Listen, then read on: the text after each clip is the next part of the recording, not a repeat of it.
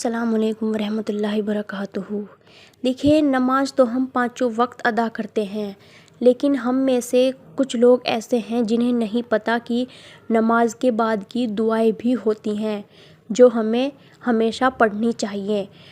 محمد رسول اللہ صلی اللہ علیہ وسلم نے ارشاد فرمایا کہ ہر نماز کے بعد اس دعا کو پڑھنا کبھی نہ چھوڑنا۔ اس دعا کو ضرور پڑھنا۔ اللہ تعالیٰ اس دعا سے ہماری نماز بھی قبول کرتا ہے، ہمارے گناہوں کو معاف کرتا ہے اور ہماری دعائیں بھی جلدی قبول ہوتی ہیں۔